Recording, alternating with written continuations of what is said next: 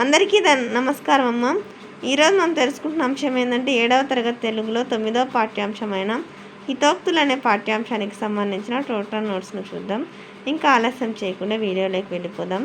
ఈ హితోక్తులు అనే పాఠ్యాంశాన్ని రచించిన రచయిత పేరు రాళ్లపల్లి అనంతకృష్ణ శర్మ గారు. ఈయన అనంతపురం జిల్లాలోని కమ్ముదూరు మండలంలో జన్మించినారు. ఈయనకు సంబంధించిన జన్మ విశేషాలు, కవి పరిచయం ఇది జాగ్రత్తగా స్క్రీన్ షాట్ తీసుకున్నాను. అర్థమవుతుందా? ఇంకా మన ఛానల్ సబ్స్క్రైబ్ చేసుకుని వాళ్ళు ఎవరంటే దయచేసి సబ్స్క్రైబ్ చేసుకొని లైక్ చేసి షేర్ చేసి మీ ఫ్రెండ్స్కు రిలేటివ్స్ అందరూ సబ్స్క్రైబ్ చేసుకోమని చెప్పండి. నా ఛానల్ని సబ్స్క్రైబ్ చేసుకొని ప్రత్యక్షంగా పరోక్షంగా సపోర్ట్ చేస్తున్న వాళ్ళందరికీ పేరు పేరున ప్రత్యేకమైన ధన్యవాదాలు. అందరికీ ధన్యవాదాలమ్మా. వీడియోలో జాగ్రత్తగా చూడన్నాను. మళ్ళీ చెప్తున్నా అనుకోద్దన్నాను. అక్షరాలు కన్నా క్లియర్ కనిపించకపోతే నెట్ క్వాలిటీ పెంచుకొని స్క్రీన్ షాట్ తీసుకున్నాను. రెండవ ప్రశ్న, మంచి వారితో స్నేహం ఎలాంటిది? జాగ్రత్తగా స్క్రీన్. తర్వాత నెక్స్ట్ మూడవ ప్రశ్న, లోబితనం పిసినానికి పనికి రాదని కవి ఎందుకు అన్నాడు? జాగ్రత్తగా స్క్రీన్ షాట్ తీసుకున్నాను. అర్థమవుతుందా? మళ్ళీ చెప్తున్నాను అనుకోద్దండి. అక్షరాలు కన్నా క్లియర్ కనిపించకపోతే నెట్ క్వాలిటీ పెంచుకొని స్క్రీన్ షాట్ తీసుకోండి. తర్వాత నెక్స్ట్ రెండవ, క్రింది ప్రశ్నలకు 8 నుండి 10 వాక్యాల్లో జవాబులు రాయండి. మొదటి ప్రశ్న, రాహువు నోటిలో చిక్కిన చంద్రుడు అమృతాన్ని కురిపిస్తాడని ఎందుకు అభిప్రాయపడ్డాడు? జాగ్రత్తగా స్క్రీన్ షాట్ తీసుకున్నాను.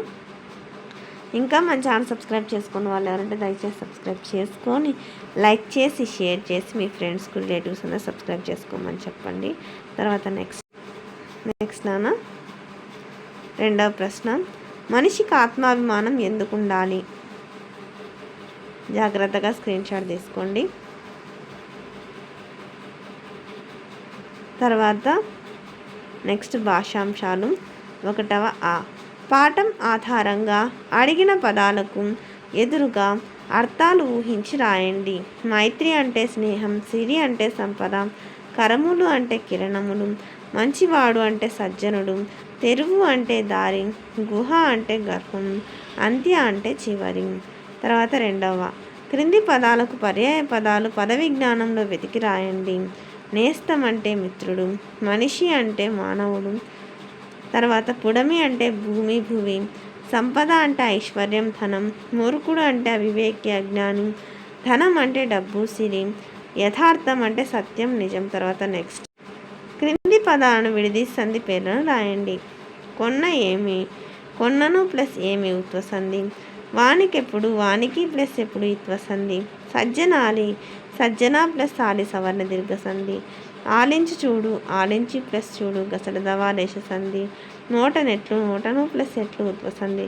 అందరికీ ధన్యవాదాలమ్మా. ఇంకా మన ఛానల్ సబ్స్క్రైబ్ చేసుకుని వాళ్ళు ఎవరంటే దయచేసి సబ్స్క్రైబ్ చేసుకొని లైక్ చేసి షేర్ చేసి మీ ఫ్రెండ్స్కు రిలేటివ్స్ అందరూ సబ్స్క్రైబ్ చేసుకోమని చెప్పండి.